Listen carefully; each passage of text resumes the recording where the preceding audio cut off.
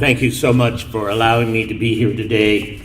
I really do think that one of the hardest things in the world when you see this wonderful, wonderful foundation and you see all the things that it does, it's kind of hard to top the people who've spoken, to inspire any more than those who have already benefited from this program, to see what I consider to be a remarkable family and a remarkable person. The Robert Vasson Foundation is more than just a foundation. It's a calling and it's a part of life. And it really is so important. And you're probably wondering how I got here today. Well, it all started with a lunch with my good friend, Michael Ronald. We were having lunch at the Rainier Club, reminiscing about old times when I was mayor. And we talked about all the things that we cared about, loved, and shared. And he said, you know something? You need to know something about the Robert Vasson Foundation. I said, really? He said, yeah. Maybe we should have lunch at the Seattle Foundation and really begin to understand what this is all about. He said, I think I'll bring some of the family here with you so you'll get a chance to meet him. So we set up lunch, and I came in a little late, and I looked, and I saw Danny. We see each other often, but we sometimes don't always connect. And I didn't know that Danny was Robert's father, and I don't know if Danny knew where I was, and we hugged each other because on the first day that I started work at Rainier Bank, remember that bank? Danny was also starting work on that first day himself. My boss introduced me to Danny, and we introduced to each other, and we started a remarkable journey through Rainier Bank, one of the best banks we ever could have. And we shared something that day at lunch.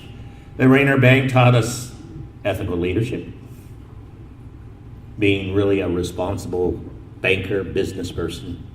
It gave us all the values that made us corporate citizens as well as citizens, and it was something that was really, really good.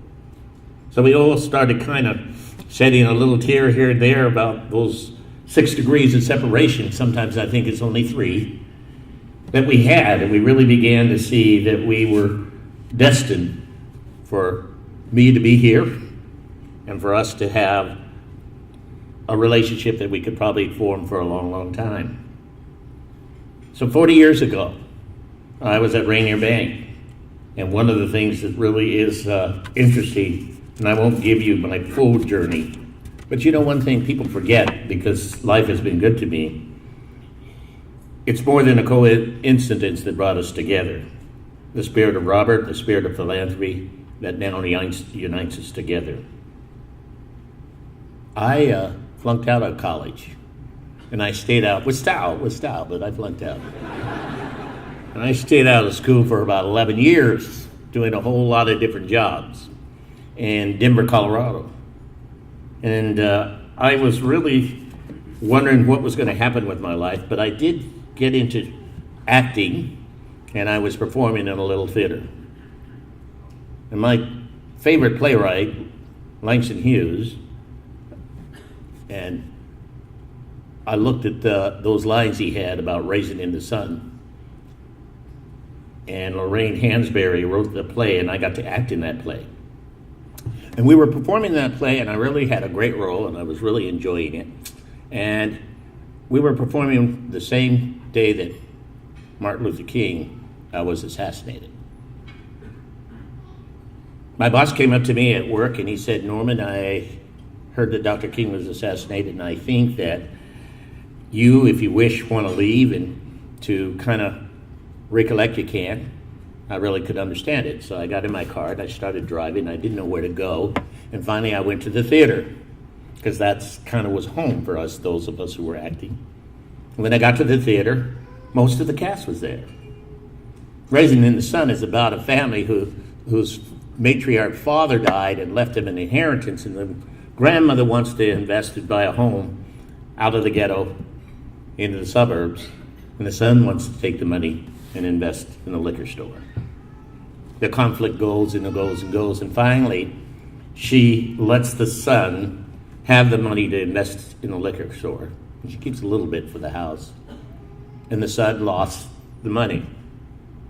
And in the second act, there's a scene in that play that says, she stands in the middle of the stage and says, "It seems that God has given the black man nothing but dreams, nothing but dreams."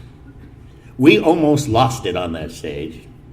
But it was at that moment in time for me in my life that I realized that I needed to make my dreams come true and not just kind of waste my time away. So I packed up everything I owned and I came to Washington State to go back to school, starting all over, never looking back.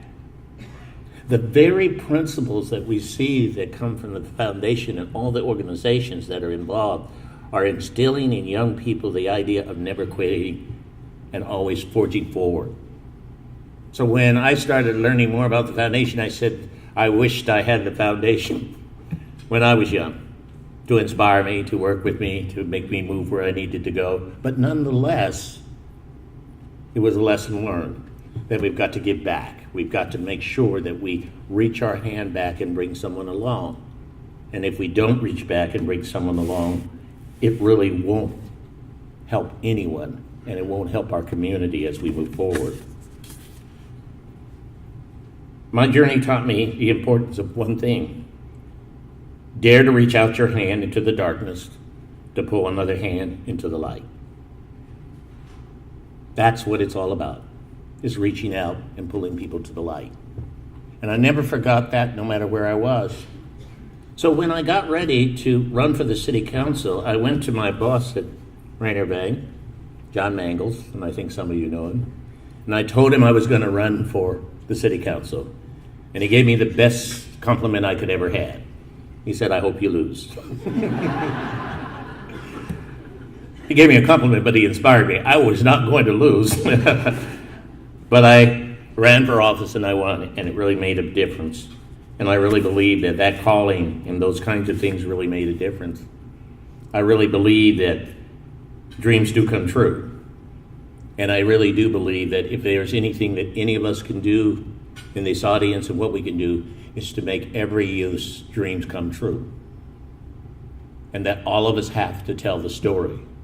All of us have to show the journey.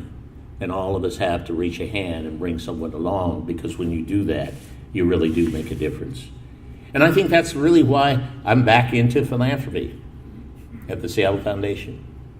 It's helping people to form those journeys. It's helping people to form those relationships. It's helping people to see the opportunity of what a philanthropic investment can make in someone's life. Each one of these people who came up here told their story, and each one of them will tell a story to someone else and to some other students, and each story that is told will become greater and greater, because all of us ought to be storytellers. In almost all of our cultures, the most revered person is the storyteller. They capture our dreams, they capture our life, they capture our history, and they make life real for each and every one of us. Those are the powerful messages that we find. But when I look at this wonderful family, Danny and Avi, Jackie, Dave, Robert, there is something remarkable about the love and the devotion that you have. And it's something remarkable that needs to be always felt. And it's something remarkable that we always need to make sure that things happen for the best of it. I also like to write poetry. And one of the things that I really like the most, my favorite poet is Robert Frost. And he had a poem that I always liked, "Two roads diverged in a yellow wood. I'm sorry that I could not be one traveler. Long I stood, and if I may paraphrase, and I took the one less traveled by." David, Robert, the Bassett family, you've traveled that road. And the road that you've taken has helped other people see the light, to see the places where they can go. The things that you've done has made sure that there is a pathway to opportunity for everybody who moves forward. And I really do believe those are the things that make a difference. So that's what my journey is all about. Someone taking an interest in me to give me an opportunity to grow. Someone who said that they believed in me more than just some guy sitting there, but taught me how to fish, how to learn, how to work. Taught me how to be a better person. Role models that really make a difference. Everyone here is a role model. Everyone here is a teacher. Everyone here is a messenger and a guide star for everyone's life. So we come here today to celebrate this wonderful, wonderful opportunity. It is an opportunity to reflect on Robert's life, the values, the legacy, and honor him through your philanthropy. Albert Pike wrote, "What we have done for ourselves alone dies with us. What we have done for others in the world remains and is immortal." The immortality that we develop and exist today is what we celebrate and what we do. I really do believe that there is a calling for everyone here and everyone to make that kind of commitment.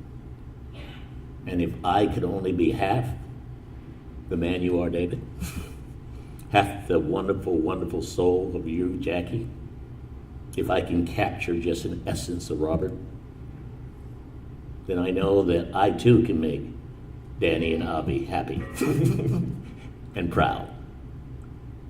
This is what we're supposed to do, and that's what we celebrate today. So I want to thank you for giving me this opportunity to share a little insight into my life and the places that I've been with the friends that I see here. And I want to make sure that each and every one of you make sure that we make that commitment today and we keep on making that commitment, because there's no greater investment that we can make and into our children and the opportunity of what they can do to take care for us as we move and take this journey. Thank you very much.